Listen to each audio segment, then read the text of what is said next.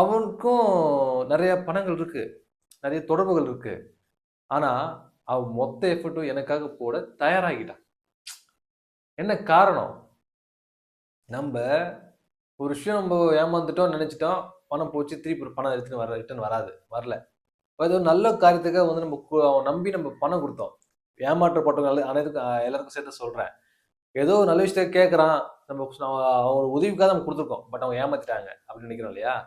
But நான் எந்த ஒரு பலனும் எதிர்பார்க்காம நான் செஞ்ச ஒரு விஷயம் இருக்கு இல்லையா?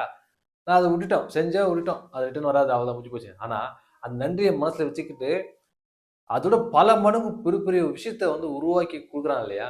ஸோ அதுதான் இந்த யூனிவர்ஸுடைய பவர்.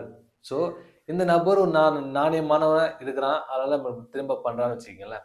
மற்றவங்க யாரும் பண்ணலைங்க. ஏங்க நீ சொல்றத வந்து பண்றாருங்க, அவர் மனுஷன் நல்லவனா இருக்காப்புல, திரும்ப பண்றாப்புல.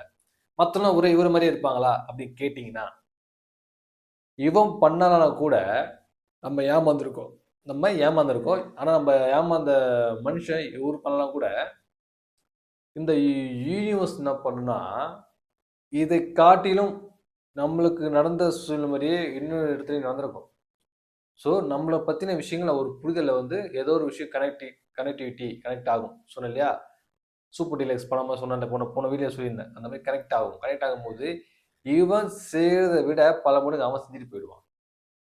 ஆனா இது ஈக்குவல் பண்ணும். நம்ம என்ன ஏமாற்றப்பட்டாலும் சரி, அது எந்த விஷயத்த சார்ந்து இருந்தாலும் சரி, அதை ஈக்குவல் பண்ணி விடும். நம்ம இறக்கும்போது நம்முடைய அனைத்துமே ஈக்குவலா தான் இருக்கும். நீங்க நல்லா உன்னிச்சு கவனிச்சுன்னு தெரியும். நீங்க லைஃப்ல எதை அனுபவிச்சாலும் அதுக்கு ஈக்குவலா ஒரு விஷயம் வந்து உங்களை திருப்திப்படுத்தும். ஒரு இடத்துல உங்களை துக்கப்படுத்துதுன்னா இன்னொரு இடத்துல உங்களுக்கு திருப்திப்படுத்தும். ஸோ இந்த நபர் என்னை ஏமாத்துவார்னு நினைச்சேன், ஏமாத்திட்டான்னு கன்ஃபார்ம் பண்ணிட்டேன். நம்மள ஐஸ் வைக்கிறான்னு நினைச்சேன். நான் வந்து எந்த ஒரு பலன் எதிர்பார்க்காம சரி பையனுக்காக கேட்கறான், படிப்பு சொல்ல கேட்கறான். சரி எல்லா பசங்களும் ஸ்கூலுக்கு போறாங்க, இந்த பையன் வீட்டில் இருப்பான் அப்படின்னு சொல்லும்போது எனக்கு வருத்தமா இருந்தது. கொடுத்துட்டேன். நான் மறந்துட்டேன். அப்புறம் நம்பரே நம்ம வந்து என்னன்னா டெலிட் பண்ணிட்டேன். நம்பரை சேவ் பண்ணல.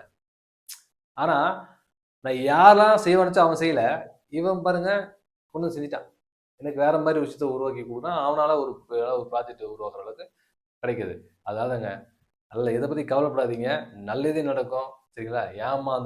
ஏமாற்றப்பட்டுட்டோம் வருத்தப்பட வேண்டாம். சரிங்களா? அது எல்லாமே ஒரு சூழ்நிலை. கவலைப்படாம இருங்க. கண்டிப்பா உங்களுக்கானது உங்களை தேடி வரும். உங்களுக்கு கொடுத்த